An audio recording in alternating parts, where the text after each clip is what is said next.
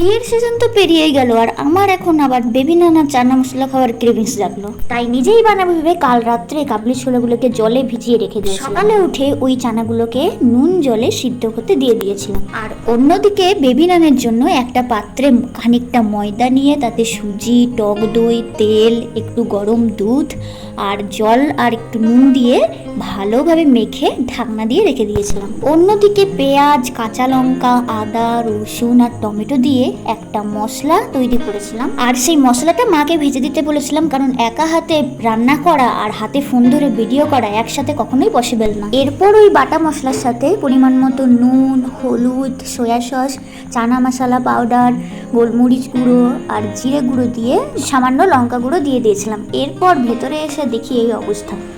Gas জ্বলছে, তুমি এখানে শুয়ে পড়লে? হ্যাঁ, আমি পুকু মানে আবার কে? পুকু মানে আমি পুকু মানেটা কি? পুকু মানে আমি পুকু। তোমরা কি কেউ মানেটা বুঝলে? কমেন্ট করবে তো। এরপর আমি আবার রান্নাঘরে ফিরে এসে সামান্য চিনি দিয়ে দিয়েছিলাম, কারণ আমি এটা আগে দিতে ভুলে গিয়েছি। মশলাটা ভালোভাবে ভাজা হয়ে গিয়েছিল, তাই আমি ওই সিদ্ধ করে রাখা কাবলি ছোলাগুলো কড়াইতে দিয়ে দিয়েছিলাম। বাড়ির যাবতীয় রান্না যেহেতু মাই করে, তাই আমি নিজের উপর খুব একটা ভরসা পাচ্ছিলাম না। তাই একটা প্লেটের মধ্যে সামান্য চানা মশলা নিয়ে প্রথমেই বাবাকে গিয়ে বললাম, বাবা খেয়ে দেখো তো কেমন হয়েছে। খেয়ে দেখো আর বলো কেমন হয়েছে।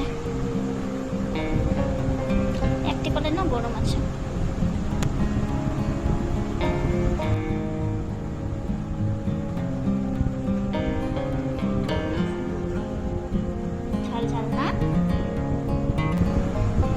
এই যে বাবা একটু মাকে খাইয়ে দিচ্ছে।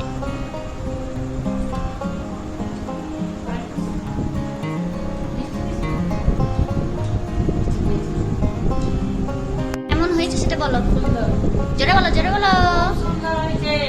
সত্যি তো? যাক, খাওয়ার যোগ্য হয়েছে, এটাই অনেক। এরপর আমি একটা কড়াইতে তেল গরম করতে দিয়ে লেচিগুলো মাকে দিয়ে বিলে দিতে বলছিলাম, কারণ আমি করলে সেটা ইন্ডিয়ার ম্যাপ হয়ে যেতে পারে। এরপর কড়াইয়ের তেল গরম হওয়ার আগেই আমি সেটাকে ছেড়ে দিয়েছিলাম। আর ওইদিকে তেলটাও ভাবছে যে এই মেয়েটা মনে হয় নতুন, কিছুই জানে না, এই যাত্রায় লুচিটাকে ফুলিয়েই দিই। লুচি বলে ফেললাম বলে তোমরা আবার ভেবে নিও না এটা সত্যিই লুচি, এটা কিন্তু বেবি নান। কিন্তু বেবি তো হয়নি, প্রথমটা মা অনেকটা বড় করে বেলে দিয়েছিল, এর পরের গুলো আমি বলছিলাম যে আরো ছোট করো ছোট করো। এরপর সব কটাকে তেলে ছেঁকে নিয়ে আমি বসে পড়েছিলাম খেতে। এটাই তো আসল কাজ। যাকগে, আমি কিন্তু রোগা পাতলা মানুষ হলেও আমি 4টার বেশি খেয়ে নিতে পারি।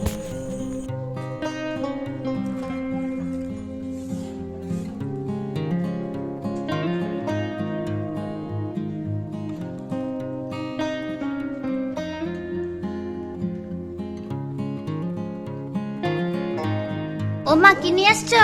এই যে মিষ্টি আর বোঁদে। কে এনেছে এগুলা? পাপা। কিন্তু আমার তো এখানে খাওয়া শেষ হতেই চললো, তাহলে তাড়াতাড়ি দাও। এই তো না। Wow wow, Sandesh.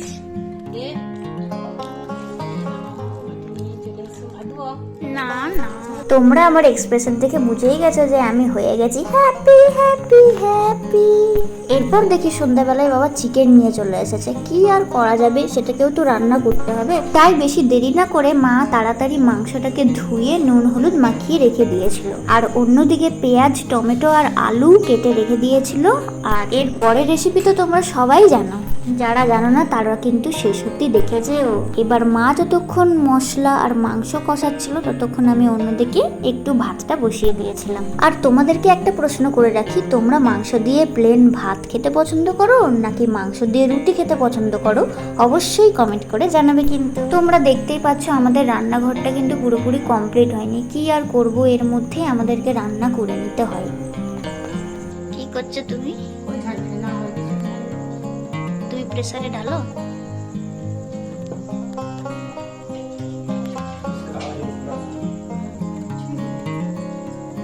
কি খাচ্ছ এটা মা? চা খাচ্ছ? দেখি দেখি। ঠান্ডা চা কুলকুল মানে? রান্নার ফাঁকে মায়ের আবার খুব গরম লেগে গিয়েছিল, তাই একটু কোল্ড ড্রিঙ্কস খেয়ে গেল। আর এইদিকে তো কষা মাংসের খুব সুন্দর গন্ধ বেরিয়ে গেছে, তাই আর লোভ সামলাতে না পেরে মায়ের কাছে চলে গেলাম প্লেট নিয়ে। এবারে যাই মায়ের কাছ থেকে মাংস নিয়ে আসি। ও মা, মাংস জল ঢেলে দিয়েছ? তাহলে আমাকে কষা মাংস দেবে কি করে? কষা মাংস। ও মা আমার জন্য তুলে রেখেছে। ইয়ে! তুমি একটা খেয়ে দেখো এখান থেকে। আচ্ছা, দেখছি। মুখে দিতে না দিতেই তুমি বলে দিলে খুব সুন্দর হয়েছে। এবার আমি খাবো।